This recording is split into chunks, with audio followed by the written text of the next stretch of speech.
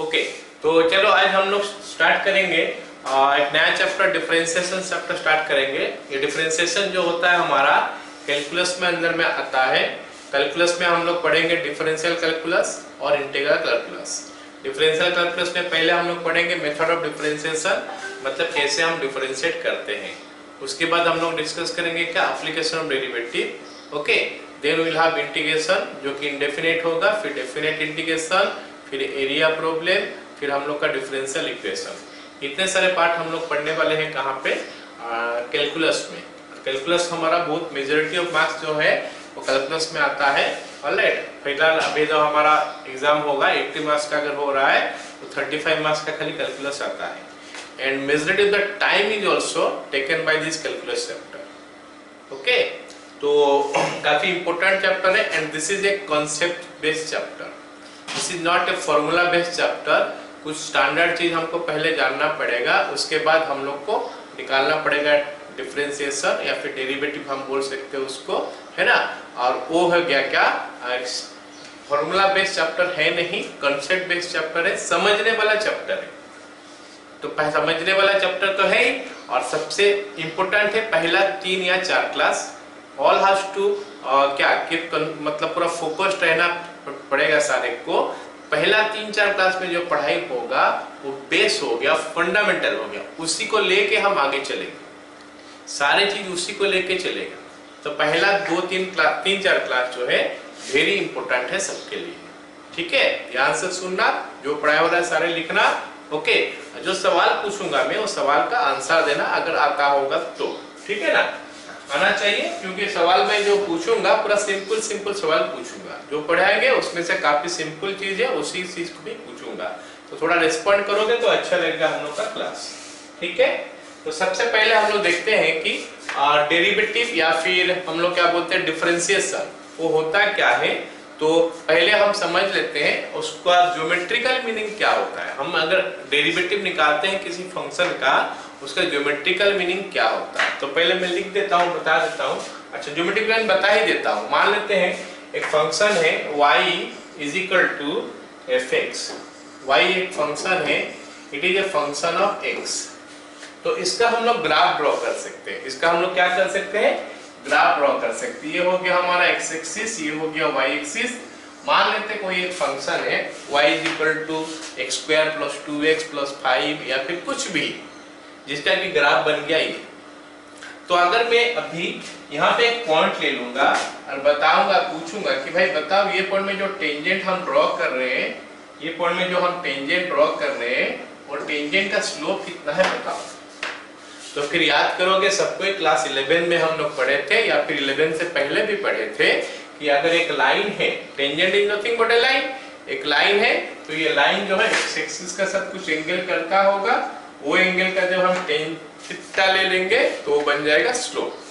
मतलब tan theta यहाँ पे जो निकलेगा वो हो जाएगा स्लोप। अब अगर मैं बोलूंगा कि एक और पॉइंट है यहाँ पे टेंजेंट का स्लोप कितना बताओ, तो फिर देखोगे एक टेंजेंट ऐसे बन गया, तो ये टेंजेंट कुछ और एंगल कर रहा है तो इसका स्लोप कुछ और आएगा। ये मान लेते थीटा 1 था, ये मान लेते थीटा 2 आया, तो अभी स्लोप टेन थीटा 2 आ जाएगा। अब मैं पूछूंगा भाई ये पॉइंट में टेंजेंट बताओ, टेंजेंट का सॉरी ये पॉइंट में टेंजेंट जो है ये टेंजेंट का स्लोप बताओ, तो टेंजेंट ऐसे दिखेगा, तो स्लोप हमारा ये हो जाएगा थीटा 3 हो जाएगा ये एंगल, तो tan ऑफ थीटा 3 होगा। इसका मतलब है कि हम अलग अलग पॉइंट अगर देखेंगे, हर पॉइंट में एक नया टेंजेंट बनते जाएगा, और सारे टेंजेंट का ऑब्वियस बात है कि टेंजेंट अलग है, लाइन अलग है, तो उनका स्लोप भी अलग होगा। तो ये सारे का स्लोप निकालने के लिए हमको ये थीटा का चाहिए, ये थीटा एंगल चाहिए। मतलब ये पॉइंट में टेंजेंट ड्रॉ करना है तो चलो हम एक लाइन ड्रॉ करते हैं, फिर कितना थीटा बनता है देखेंगे, फिर हम उस पे टेन थीटा निकालेंगे, स्लोप निकल जाएगा ना। Not a very easy job. अगर हमको ये फंक्शन दे दिया है तो पहले तो उसका ग्राफ ड्रॉ करो, ग्राफ ड्रॉ करने के बाद जो पॉइंट में बोला वो पॉइंट में टेंजेंट खींचो, कितना एंगल बना, उसके बाद ये करेगा। So it's not a very easy job. तो उसी चीज को आसान कर देता है जब हम डेरिवेटिव निकालते हैं। डेरिवेटिव जो निकालते हैं उसी चीज को आसान कर देता है ये चीज। लेकिन बात है क्या खाली स्लोप निकालने के लिए हम करते हैं ये? खाली स्लोप निकालने के लिए क्या हम डेरिवेटिव निकालते हैं? नहीं, बहुत सारे चीज है जिसके लिए हम डेरिवेटिव का यूज करते हैं। जैसे फिजिक्स में पढ़ा होगा सब कोई कि हमारा वेलोसिटी क्या होता है। हम लोग पढ़ते हैं rate of change of displacement, तो लिखते हैं क्या s/t। तो उस समय वो जो मिलता है वेलोसिटी, वो एवरेज वेलोसिटी मिलता है। हमको बोलता है कि एक पर्टिकुलर समय में वेलोसिटी पूछो, बताओ, तो हो गया हमारा क्या, इंस्टेंटेनियस वेलोसिटी। तो उसके लिए और v/t काम नहीं करेगा, उसके लिए काम करेगा क्या, dv/dt। वेलोसिटी बोला, सॉरी, ds/dt हो गया ना। ऐसे ही तो और बहुत सारी चीजें हैं जिस जगह में हम लोग क्या करते हैं, डेरिवेटिव का यूज करते हैं। तो पहले तो यह हमको समझ में आया कि डेरिवेटिव में हम क्या क्या चीज कर सकते हैं, और ये सारी चीज हम लोग डिस्कस करने वाले हैं कहां पे, एप्लीकेशन ऑफ डेरिवेटिव।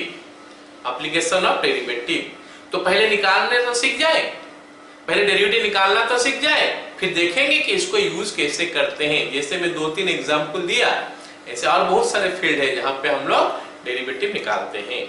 फिजिक्स में काफी बार ये क्वेश्चन किए भी होंगे बहुत सारे बच्चे कि एक फोर्स दिया होगा, when the force is maximum, तो उस समय निकालते हैं dF/dx = 0 करके करते हैं। मतलब मैक्सिमम या मिनिमम वो वैल्यू निकालने के लिए भी हेल्प करता है। एक फंक्शन दिया है y, वो फंक्शन इंक्रीज कब करता है, डिक्रीज कब करता है, उसके लिए भी डेरिवेटिव का जरूरत पड़ता है। काफी आसानी से निकल जाएगा डेरिवेटिव से वो सब चीज। तो हमारा कहने का मतलब है कि ये सारी चीज हमारा डेरिवेटिव में निकल सकता है, लेकिन हम पहले वो चीज जानेंगे, वो कैसे निकलता है उसके बारे में जानने से पहले हमको ये जानना होगा कि डेरिवेटिव निकलता कैसे है, कैसे हम डेरिवेटिव निकालते हैं। तो that is what we are going to read now. First हम उसी के बारे में पढ़ने वाले हैं। हो गया, तो लिख लेते हैं कि इसका जो ज्योमेट्रिकल मीनिंग है क्या है। पहले ये वाला स्टेटमेंट लिखते हैं, फिर डेरिवेटिव लिखेंगे कुछ स्टैंडर्ड फंक्शन का बात करूंगा मैं, ठीक है। लिख सकते हैं हम लोग पहले geometrically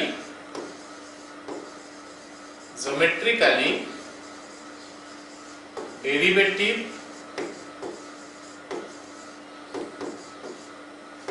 of a function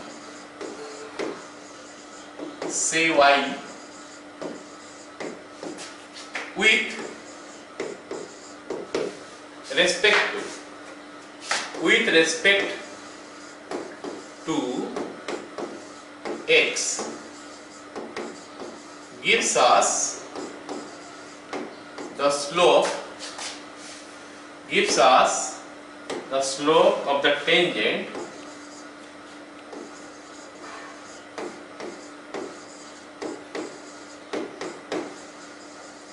drawn at any point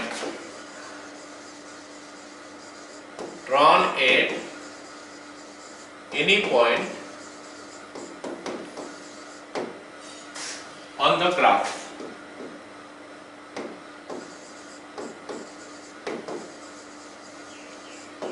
okay, सबसे पहला बात ये हो गया कि ये ज्योमेट्रिकल ये देता है, ये सबसे पहले हमको जानना है। नेक्स्ट हम लोग कैसा सिंबल में लिखते हैं, डेरिवेटिव ऑफ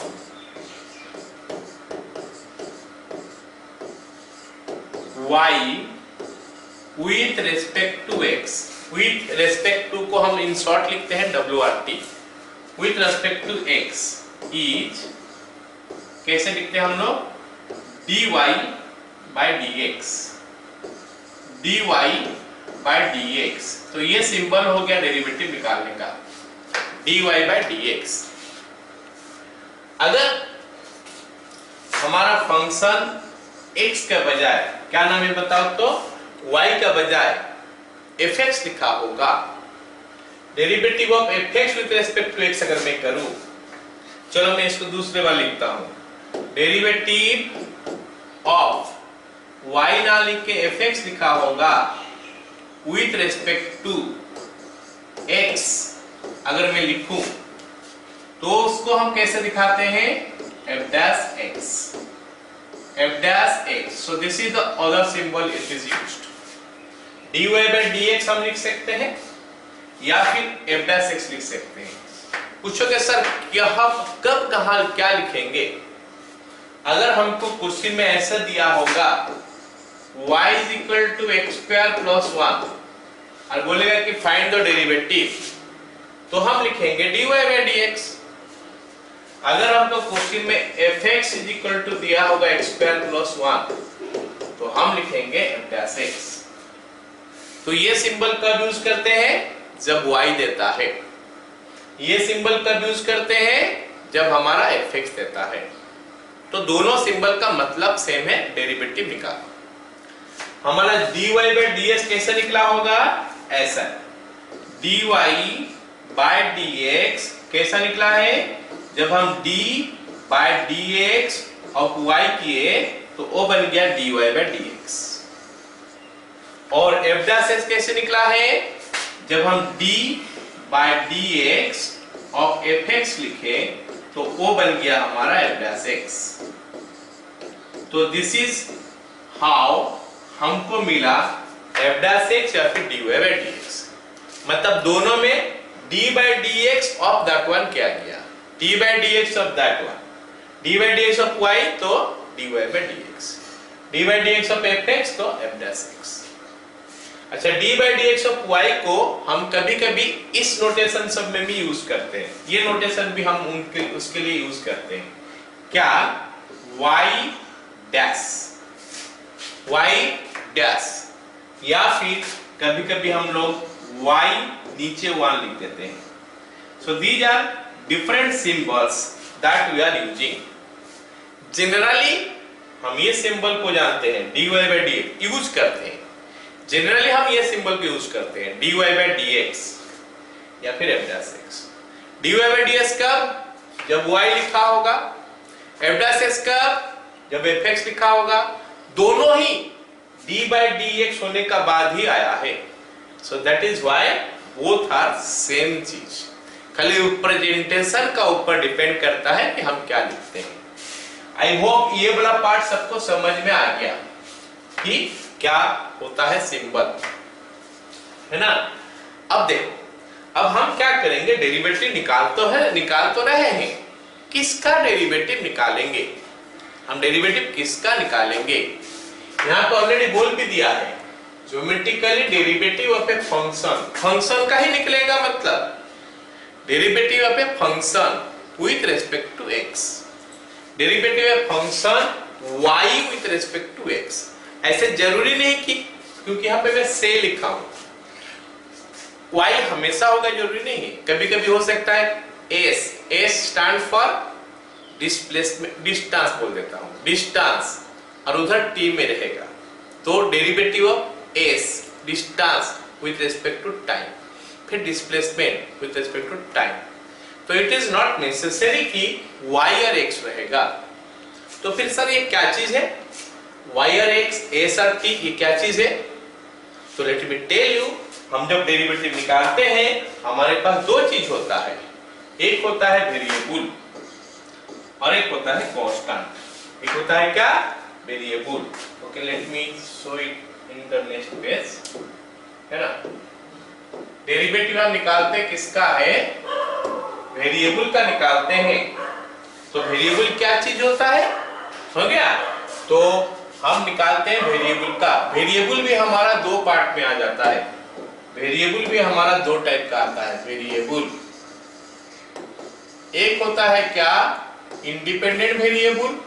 क्या होता है? एक तो independent variable. Very conceptual chapter है, सारी चीज ध्यान से सुनना है सबको, है ना. नहीं तो बाकी आगे 2-3 क्लास के बाद सारी चीज कुछ भी समझ में नहीं आएगा.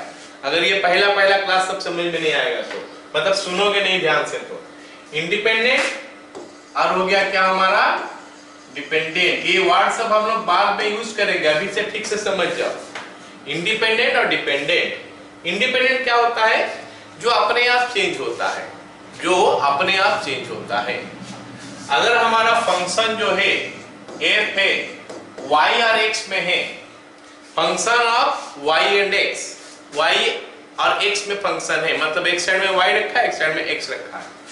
तो हमारा इंडिपेंडेंट वेरिएबल कौन होता है? x। डिपेंडेंट वेरिएबल कौन होता है? y। ओहो, डिपेंडेंट वेरिएबल कौन होता है? y। क्यों होता है? देखो, मान लेते हैं ऐसा लिख दिया x² + 4x + 1।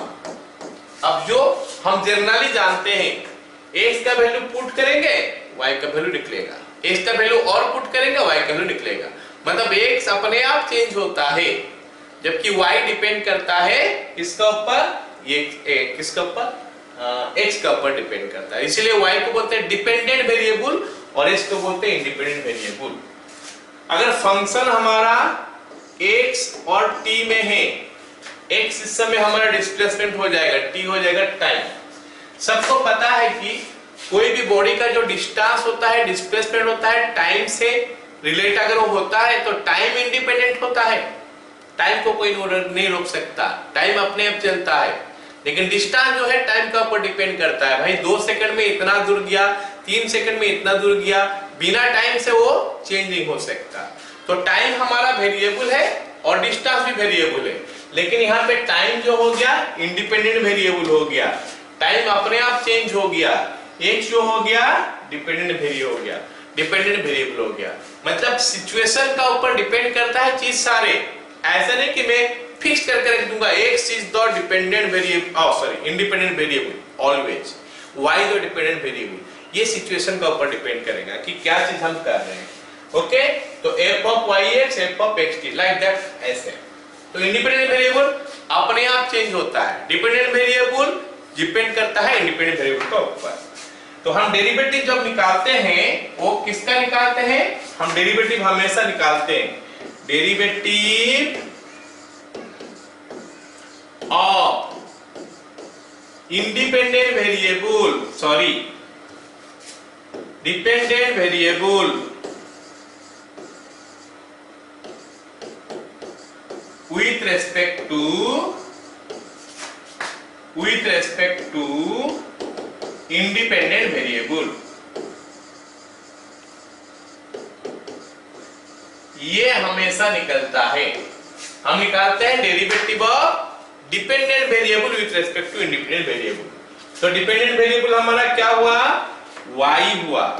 y का डेरिवेटिव निकालेंगे क्या? With respect to x। तो बनेगा क्या? d by dx of y will make it dy by dx। अगर हमारा अभी इंडिपेंडेंट वेरिएबल हो गया क्या? सॉरी, डिपेंडेंट वेरिएबल हो गया x, इंडिपेंडेंट वेरिएबल हो गया t, तो हम निकालेंगे क्या? d by dt of x, जो बन जाएगा dx by dt। हम नॉर्मली मैथ में स्टार्ट करेंगे यही सब पे y और x में लेके, सारे क्वेश्चन y और x लेके करेंगे। लेकिन हो सकता है एक साथ t में भी कभी कभी आ जाए, y और z में भी कभी कभी आ जाए। ये सब हो गया। क्या वेरिएबल के बारे में सबको आइडिया हो गया? इंडिपेंडेंट डिपेंडेंट, जल्दी बोलोगे।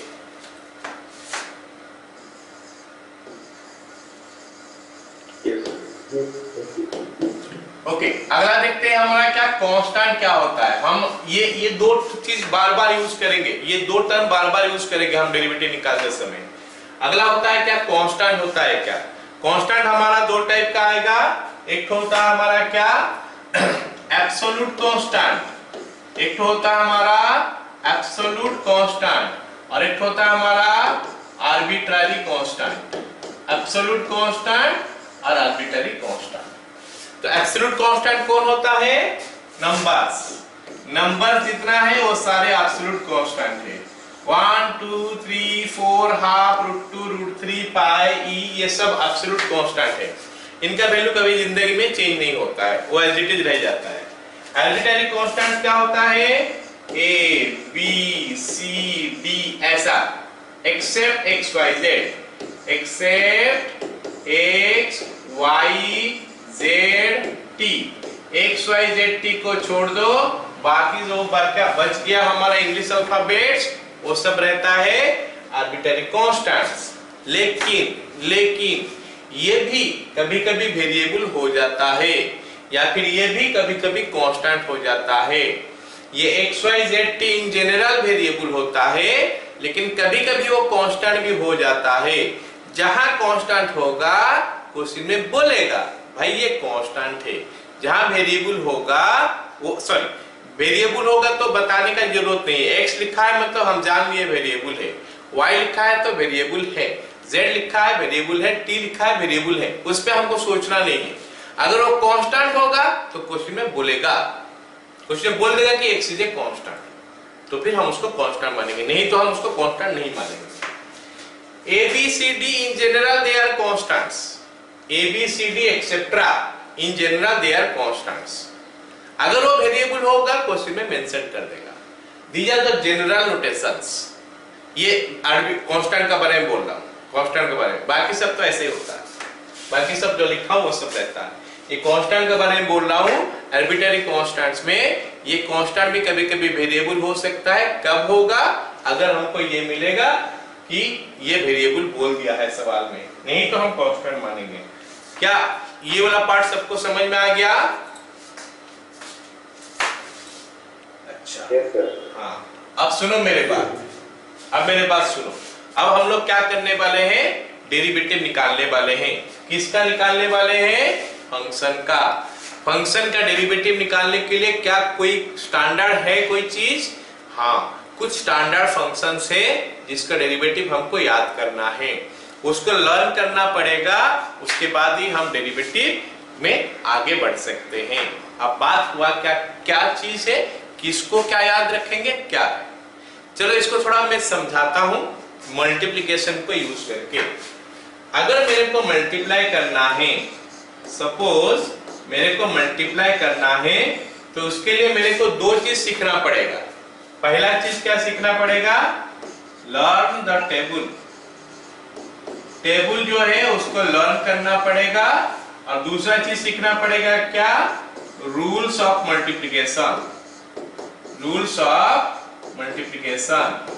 ये दो चीज सीखने के बाद ही मैं मल्टीप्लाई कर सकता हूं। ये दो चीज सीखने के बाद मैं मल्टीप्लाई कर सकता हूं।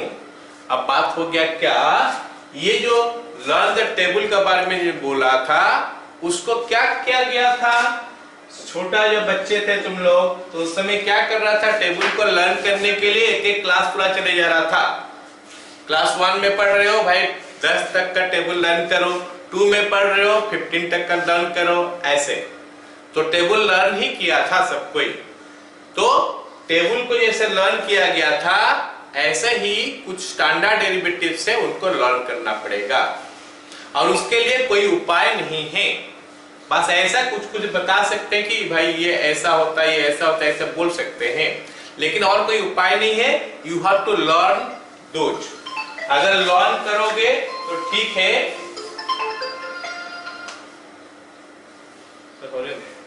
सर क्लास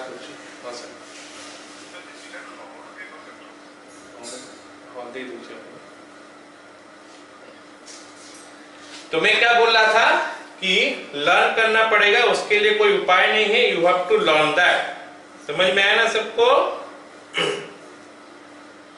एक मिनट को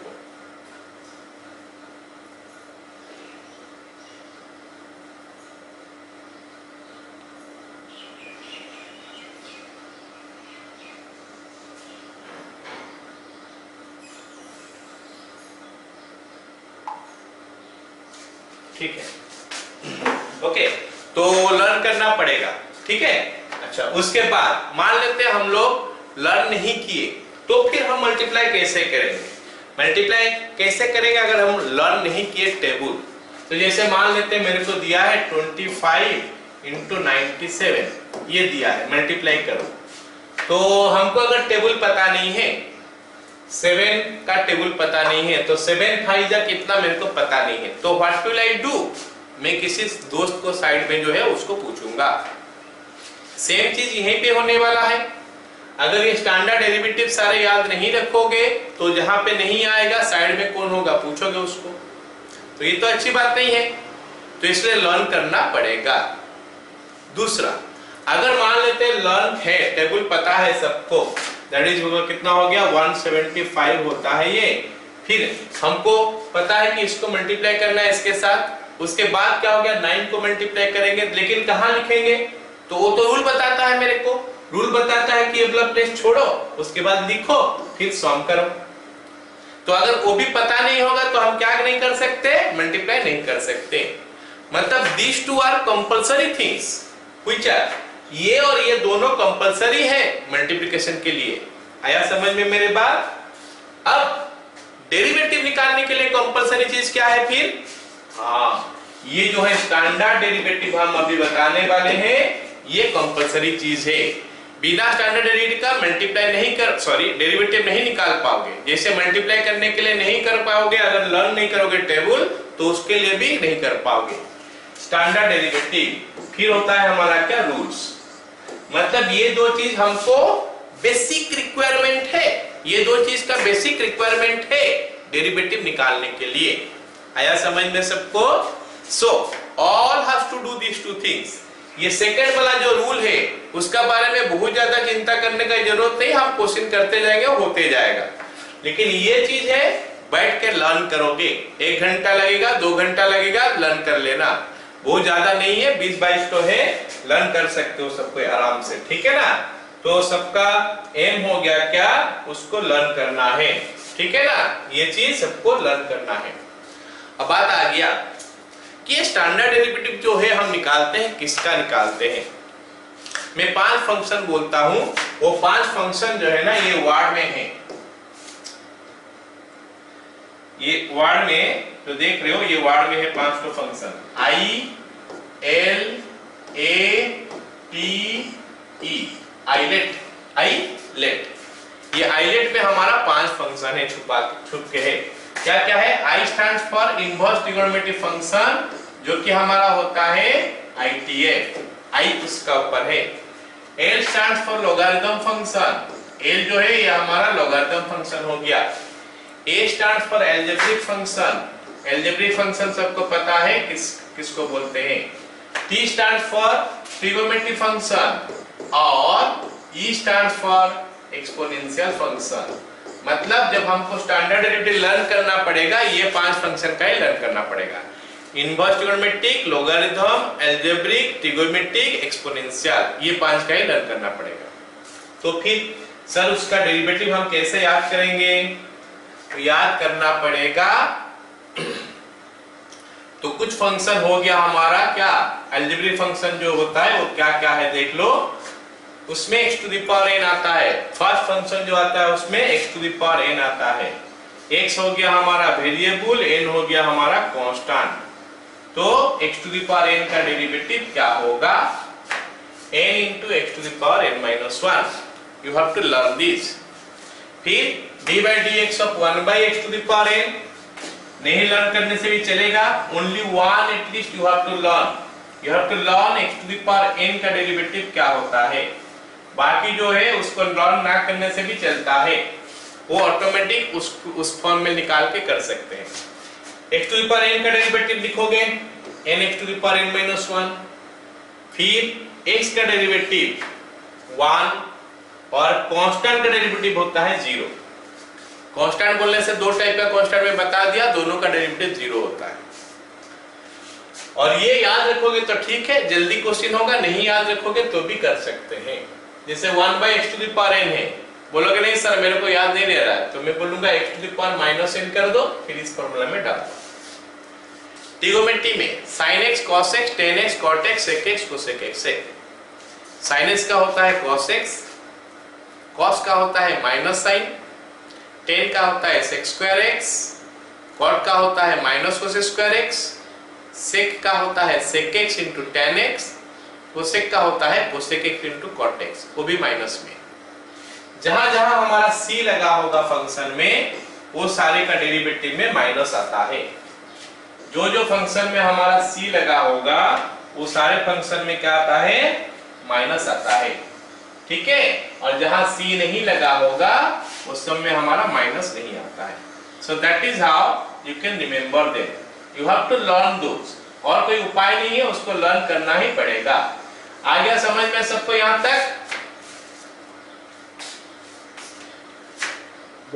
चलो अब अगला हो गया क्या हमारा, एक्सपोनेंशियल फंक्शन। एक्सपोनेंशियल फंक्शन में क्या क्या आता है? एक आता है e raise to power x, है ना, फिर a to the power x, e का पावर x है और a का पावर x है, ये दोनों हो गया एक्सपोनेंशियल फंक्शन। तो e का पावर x का डेरिवेटिव क्या होता है, वही सेम चीज ही रहता है। a का पावर अगर x है तो उसका डेरिवेटिव क्या होता है, तो a to the power x उसके साथ ln a ln a हो गया ना।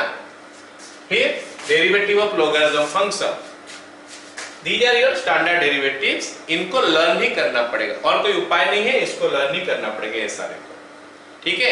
And then inverse unity function हो गया, ये हो गया हमारा स्टैंडर्ड डेरिवेटिव। अब एक काम करते हैं, जब स्टैंडर्ड रेट तो निकल गया, फिर हम लोग को क्या करना है, रूल क्या होता है, क्या रूल यूज करते हैं हम डेरिवेटिव निकालने के लिए, क्योंकि जैसे मैं बताया डेरिवेटिव निकालने के लिए जो बेसिक रिक्वायरमेंट है वो होता है स्टैंडर्ड डेरिवेटिव और आगे रूल्स। तो स्टैंडर्ड रेट तो हो गया, ये सब है, इसको लर्न करना पड़ेगा। रूल्स क्या होता है, रूल्स ऑफ डिफरेंशिएशन। रूल्स में क्या क्या होता है, बहुत कुछ नहीं होता है, एक होता है प्लस, एक होता है माइनस, एक होता है इनटू, एक होता है डिवाइड।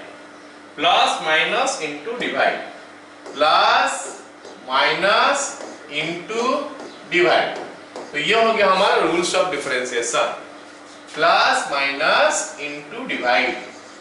तो प्लस क्या बोलता है, अलग करो, माइनस क्या बोलता है, अलग करो, सीधा बात होता है। अगर प्लस लिखा है तो रूल बोलता है कि उसको अलग अलग करके डेरिवेटिव निकाल लो, माइनस भी बोलता है कि अलग अलग करके निकाल लो। प्लस माइनस रूल आसान होता है, सिंपली बोलता है कि अलग अलग करो और निकालो डेरिवेटिव।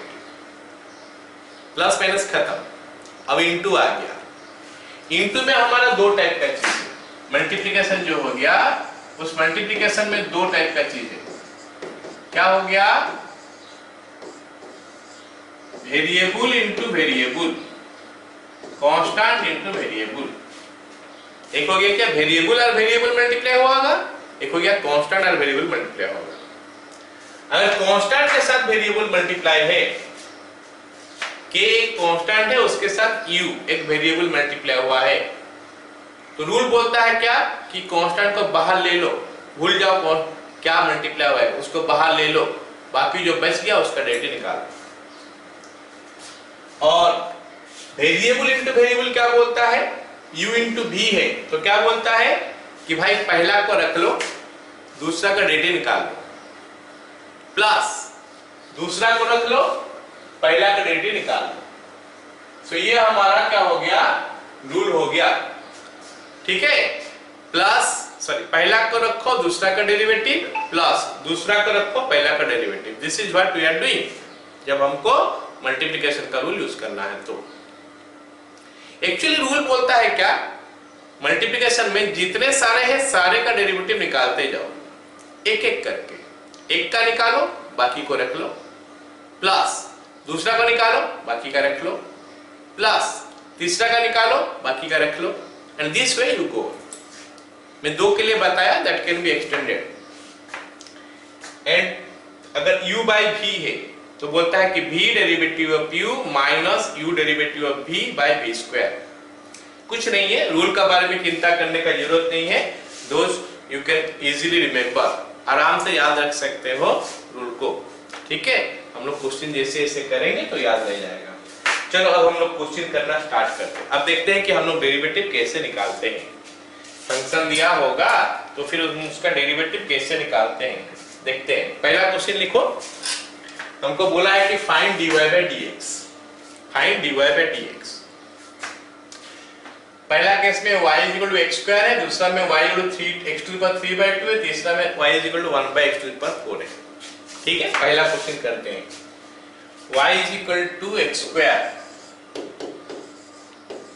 तो मेरे को बोला है कि dy by dx निकालो, तो मैं क्या करूंगा, dy by dx निकालना हूं, is equal to d by dx of x square, क्योंकि d by dx तो अपने आप नहीं बना है ना, dy by dx, dy by dx अपने आप तो नहीं बन गया, तो y का पहले मैं d by dx लिखूंगा तो dy by dx बनेगा, तो ये बन गया इतना, इज इक्वल टू, अब हम क्या करेंगे, d by dx, जहां मैं देखूंगा डी बाई डी एक्स, मेरा दिमाग में एक चीज पहले आएगा।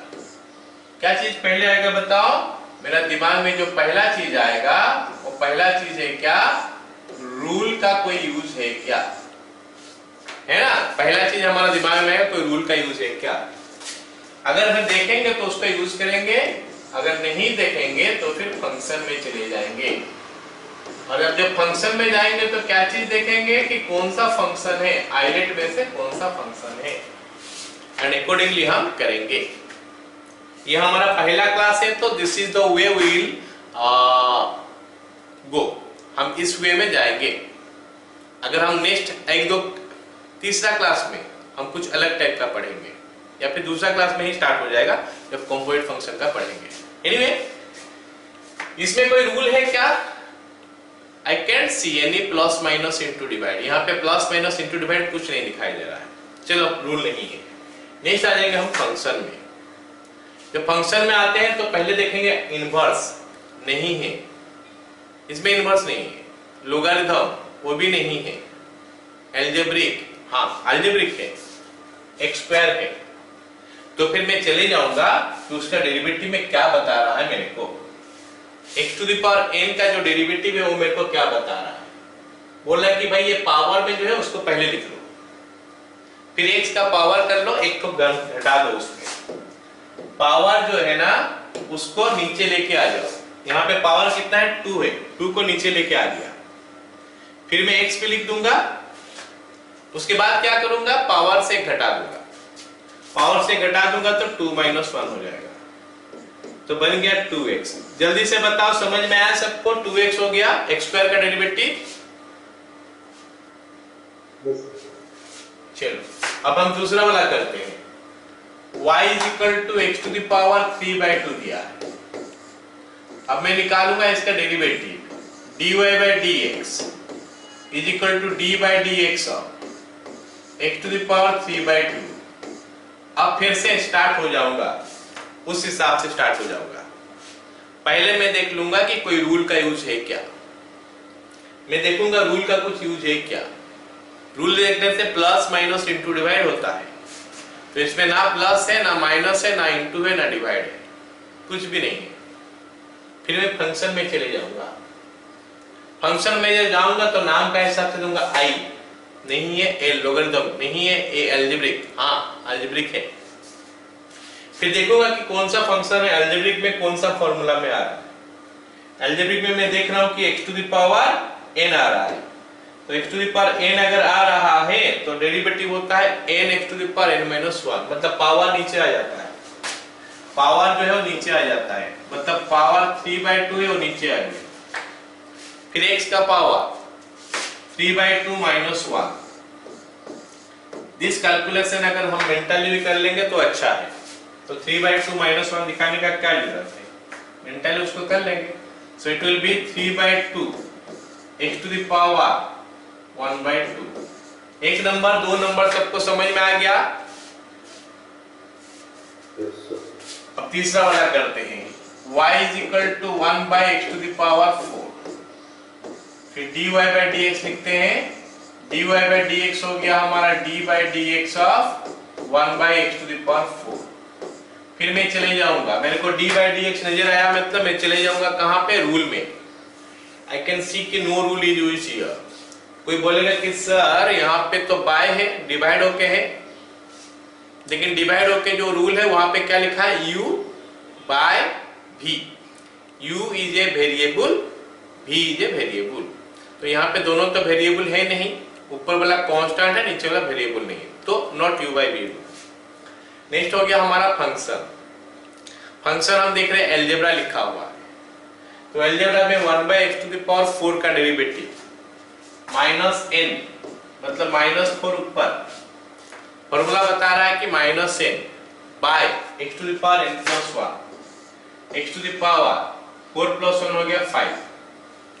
कोई बोलेगा सर मेरे को समझ में नहीं आया है फॉर्मूला, ये फॉर्मूला जो है ना मेरे को समझ में नहीं आया, कैसे आप कर दिए इसको, आप समझ में नहीं आया या फिर मैं याद नहीं रख पा रहा हूँ। d/dx of 1/x to the power n के लिए मैं लिखा हूँ -n, ऊपर -n हो जाएगा, नीचे x to the power n plus 1 हो जाएगा। तो अगर याद नहीं रख पाओगे तो फिर क्या हम इसको कर सकते हैं अलग उपाय में? चलो देखते हैं, इसको अलग उपाय में करने का कोशिश करते हैं।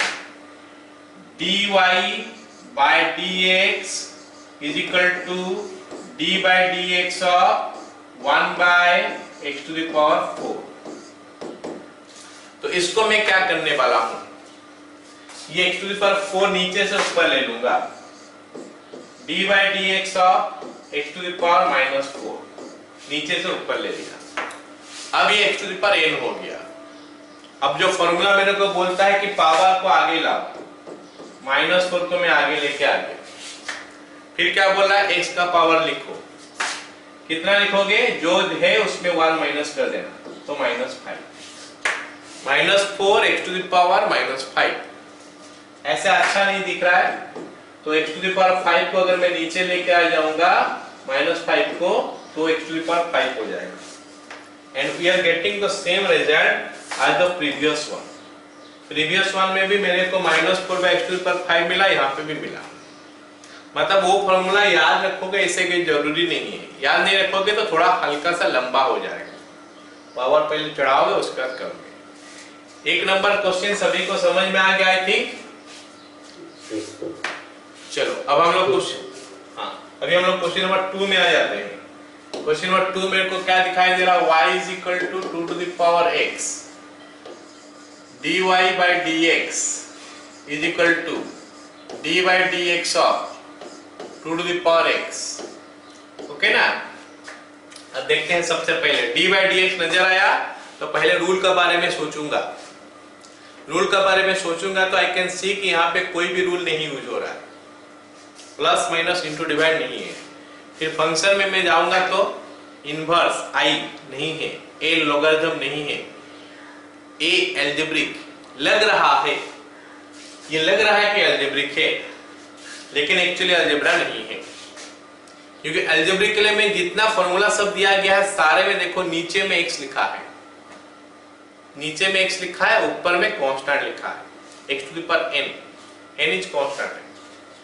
यहाँ पे नीचे कांस्टेंट नहीं है, नहीं सॉरी नीचे x नहीं है, तो ये a to the power sorry x to the power n नहीं है, मतलब ये अलजेब्रा वाला नहीं है। और पावर का फॉर्म में 2 चीज है, एक अलजेब्रा वाला में है, एक एक्सपोनेंशियल में है, तो ये एक्सपोनेंशियल में चले जाता है। अब एक्सपोनेंशियल में भी हमारा बात आ गया कि एक्सपोनेंशियल में भी हमारे पास 3 फॉर्मूला है। ये e का पावर है, ये e का माइनस पावर है और a का पावर है। अभी जो फिलहाल हम क्वेश्चन कर रहे हैं वो क्या हो गया, a का पावर में चले जाएगा, क्योंकि e तो फिक्स्ड है, e इज फिक्स्ड 2.718, उसका जगह में मैं हिला नहीं सकता, उसको मैं नहीं कुछ कर सकता, that is e always. a का जगह में कुछ भी हो सकता है, 2 हो सकता है, 3 हो सकता है, 5 हो सकता है, पॉजिटिव कुछ भी हो सकता है 1 को छोड़ के। तो the answer will be what, a to the power x ln a। क्या होता है, a to the power x ln a। ln a बोलने से यहाँ पे कितना हो जाएगा, 2 to the power x ln 2। लेकिन हम लोग जो पढ़ते हैं तो 2 to the power ln 2 भी लिख सकते हैं, 2 to the power x low log 2 भी लिख सकते हैं, 2 to the power x log 2 to the base e भी लिख सकते हैं। एक्चुअली ये तीनों सेम चीज को बताता है। इसको लिखोगे या फिर इसको लिखोगे या फिर इसको लिखोगे, मतलब log x to the base e या फिर log 2 ही लिख देता हूं 2 या फिर ln 2। हम कैलकुलस चैप्टर जब पढ़ रहे हैं उस समय ये तीनों का मतलब सेम होता है, उस समय तीनों का मतलब सेम होता है। अगर हम फिजिक्स पढ़ेंगे तो log 2 का मतलब अलग हो जाएगा, उसका बेस 10 होता है। केमिस्ट्री पढ़ेंगे तो बेस 10 होता है।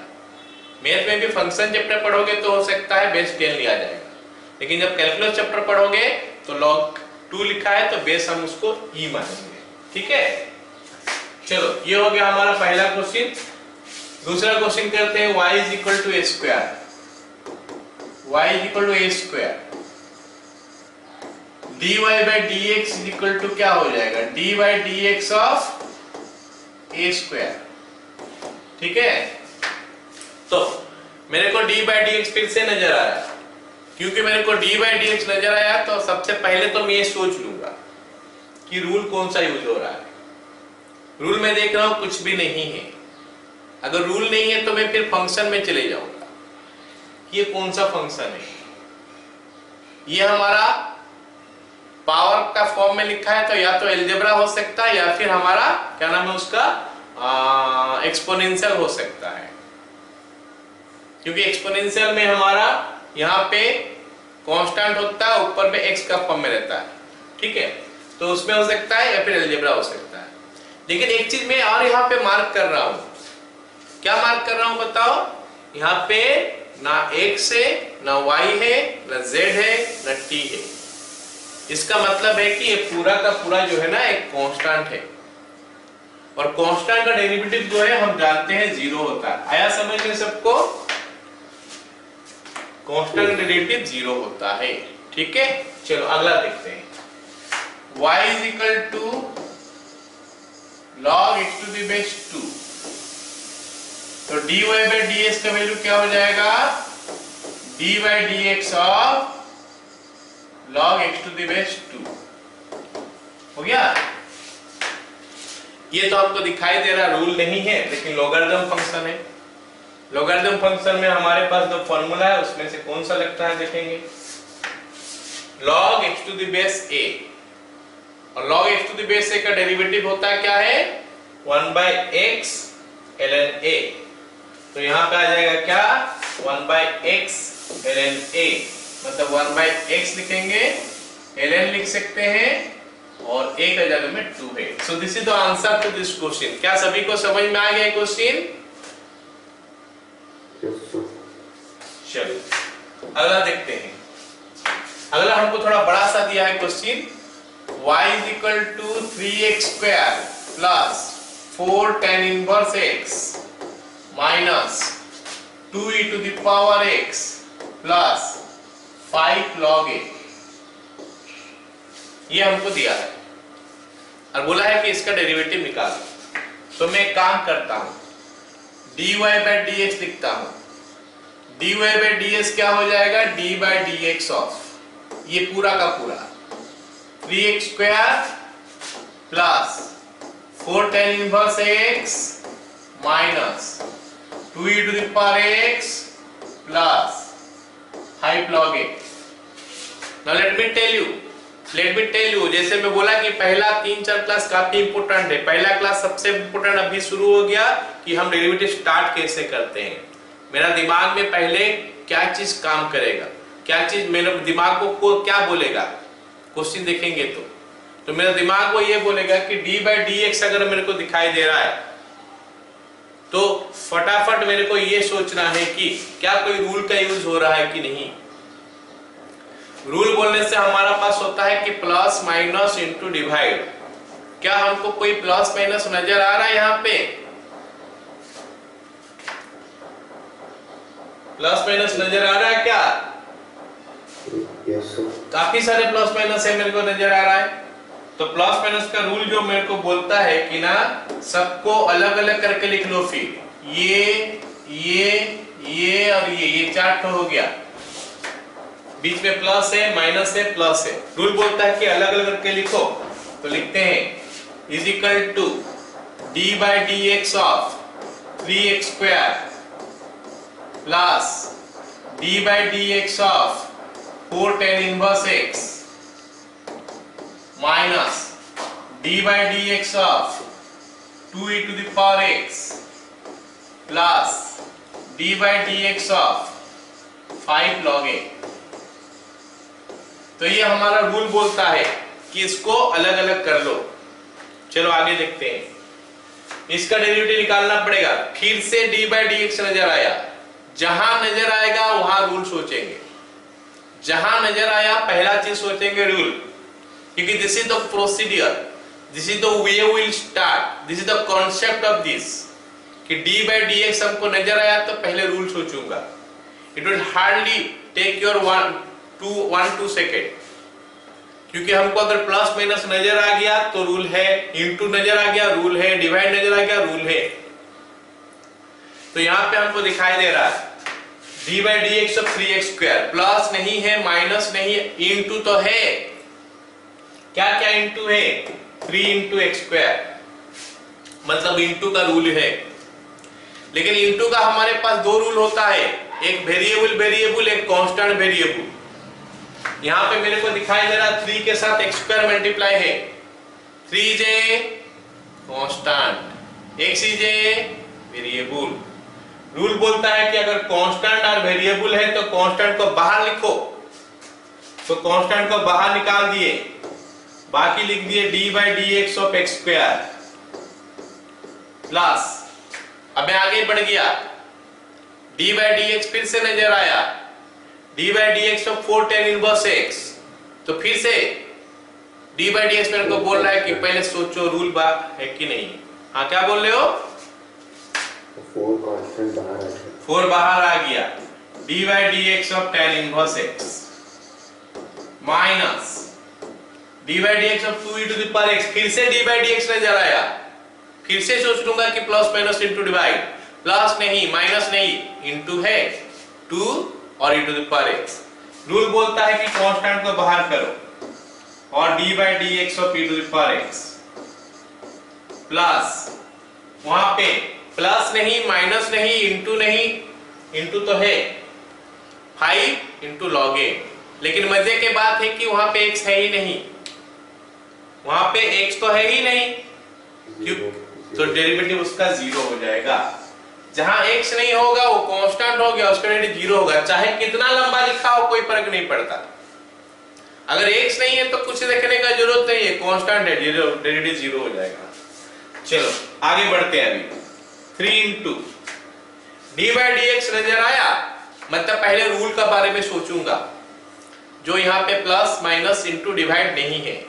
नेक्स्ट आ जाएगा हमारा फंक्शन एलजेब्रा, और शायद सबसे पहला क्वेश्चन इसी को मैं किया हूं, x² का 2x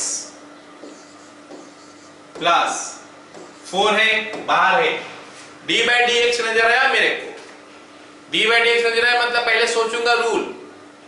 हर लाइन में देखो, एक क्वेश्चन में मैं बार बार कर रहा हूं, कितने बार डी बाई डी एक्स पूछ रहा हूं, डी बाई डी एक्स है तो पहले rule, this is the concept, भूलना नहीं है हमको, इसी से ही डेरिवेटिव स्टार्ट होगा। रूल नहीं है, function inverse trigonometric function, inverse trigonometric function है, तो इनवर्स ट्रिगोनोमेट्रिक फंक्शन का डेरिवेटिव देख के लिख देंगे। नेक्स्ट क्लास तक लर्न कर लेना है सबको। 4 इंटू tan इनवर्स x क्या होता है 1/1 प्लस x², लर्न करना है नेक्स्ट क्लास तक। माइनस 2 इंटू 2 तो बाहर है ही, जहां पे d बाई डी एक्स नजर आया फिर से सोच लूंगा कोई रूल का है क्या यूज, प्लस नहीं माइनस नहीं इंटू नहीं डिवाइड नहीं, रूल नहीं है, तो फिर फंक्शन आ जाओ, एक्सपोनेंशियल फंक्शन, डेरिवेटिव उसका e to the power x होता है। और कहीं पे d बाई डी एक्स नजर नहीं आया मेरे को, मतलब डेरिवेटिव खत्म हो चुका है। अगला काम हमारा होता है क्या, थोड़ा सिंप्लीफाई करके इसको लिख देना। समझ में आ गया ये वाला सवाल? जल्दी से बोलो। तो जो बार बार बता रहा हूं ना उसको याद रखना, बार बार बोल रहा हूं, डी बाई डी एक्स तो rule, next function rule function rule function, ऐसे करके चलेगा। अगला सवाल लिखते हैं, y is equal to x² sin x, तो डेरिवेटिव निकालना है तो dy by dx is equal to d by dx of x² sin x, ये आ गया हमारा। सो स्टार्ट करते हैं। सबसे पहले देखेंगे d by dx नजर आया तो पहले सोचेंगे रूल है क्या नहीं, प्लस नहीं है, माइनस इस हिसाब से जाएंगे ना, प्लस नहीं है माइनस नहीं है इंटू, हाँ इंटू तो है, इंटू तो दिखाई दे रहा है मेरे को, क्या और क्या इंटू दिखाई दे रहा है, ये x² और sin x। तो ये रूल को बोलता क्या है कि अलग कर लो, नहीं, रूल क्या बोलता है, एक को रखो दूसरा का डेरिवेटिव, मतलब ये मेरे को बोल रहा है कि ऐसा करो, इसका डेरिवेटिव एक को रख दो, x² को रख दो, फिर d by dx लिख लो दूसरा वाला का sin x, उसके बाद प्लस डाल दो बीच में, ये बोलता है रूल। हम बार बार यूज करेंगे, याद रह जाएगा रूल, रूल को लर्न करने का जरूरत नहीं है, स्टैंडर्ड डेरिवेटिव को लर्न करने का जरूरत है, रूल हम बार बार यूज करेंगे। तो D by D x of sine x plus, अब बोल रहा है कि सेकंड को रख दो, साइन एक्स को रख दो और d by D x of x square लिख दो, फिर से एक्स स्क्वायर आएगा, है ना, that is equal to x square. अब हमको नेक्स्ट करना है क्या, डी बाई डी एक्स। अरे फिर से डी बाई डी एक्स नजर आया, फिर से डी बाई डी एक्स नजर आया, मतलब फिर से रूल का बारे में सोचेंगे। रूल इसमें नहीं है, प्लस नहीं है, माइनस नहीं है, इनटू नहीं है, डिवाइड नहीं है, रूल नहीं है। तो नेक्स्ट फंक्शन में आ जाते हैं। फंक्शन आएंगे तो मेरे को दिखाई दे रहा है ट्रिग्नोमेट्रिक फंक्शन sin x, जिसका डेरिवेटिव होता है cos x प्लस यहां पे sin x, कॉपी पेस्ट, क्योंकि यहां पे d by dx नहीं है। फिर से शुरू हो गया d by dx, d by dx फिर से शुरू हो गया, फिर से दिखाई दिया मेरे को, तो रूल नहीं है, फंक्शन अलजेब्रा। तो इसका डेरिवेटिव हम फर्स्ट क्वेश्चन से निकाले हैं, तो it is 2x। Derivative over, ये फंक्शन का डेरिवेटिव ओवर, क्योंकि d by dx मेरे को नजर नहीं आ रहा है। तो आगे क्या करने वाले हैं, the only thing what we will do is to simplify।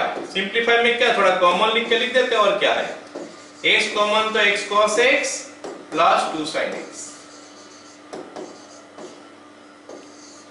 हो गया, क्लियर। चलो अगला सवाल देखते हैं, y is equal to root x tan inverse x, y is equal to root x tan inverse x। तो dy by dx निकालते हैं, dy by dx is equal to d by dx of root x tan inverse x। चलो start कर देंगे। d by dx नजर आया, पहला चीज हमारा दिमाग में आएगा कि कोई रूल का यूज है क्या, प्लस नहीं दिखाई दिया, माइनस नहीं दिखाई दिया, इनटू दिखाई दिया। क्योंकि इनटू दिखाई दिया तो इनटू का रूल हम यूज करते हैं। इनटू का रूल बोलता है क्या है, मेरे को एक को रखो, दूसरा का डेरिवेटिव निकालो। तो मैं रूट एक्स को रख दिया, d by dx of the second one जो कि tan इनवर्स x है, प्लस दूसरा का रखो, पहला का डेरिवेटिव मल्टीप्लाई कर दो, d by dx of root x. क्योंकि एडिशन जो होता है ना वो कॉम्यूटेटिव होता है, एडिशन इज ऑलवेज कॉम्यूटेटिव। तो हम चाहेंगे तो इसको उल्टा भी कर सकते हैं, मतलब वो वाला को पहले लिख लेंगे, इसको बाद में लिख लेंगे, मतलब पहला का डेरिवेटिव दूसरा प्लस दूसरा का डेरिवेटिव पहला, ऐसा कर सकते हैं। तो is equal to root x, copy paste, d by dx नजर आया, सोचा कि रूल है कि नहीं, प्लस नहीं दिखा, माइनस नहीं दिखा, इनटू नहीं दिखा, डिवाइड भी नहीं दिखा, तो फिर हमारा tan इनवर्स x आ गया फंक्शन, इनवर्स ट्रिग्नोमेट्रिक फंक्शन, इसका डेरिवेटिव हमको लर्न करना है और याद करके उसको लिख देना है, प्लस उसके बाद आ गया tan इनवर्स x।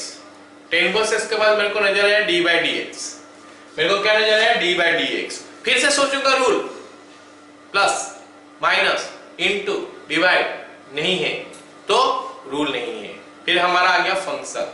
और ये अलजेब्रा फंक्शन स्टैंडर्ड रेट में हम देखे होंगे कि रूट एक्स का डेरिवेटिव होता है 1/2 रूट एक्स।